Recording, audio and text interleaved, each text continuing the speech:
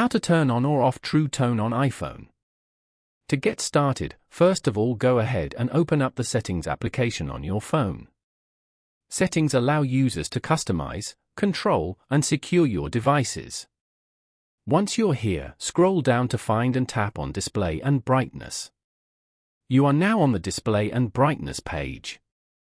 Locate the True Tone option under the Brightness slider. True Tone uses sensors to adjust the color and intensity of your display to match the ambient light, so that images appear more natural.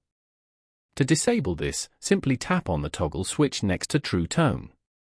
To enable it, tap the toggle switch again to turn it on. Following these steps, you can easily turn on or off True Tone on an iPhone. Thank you for watching.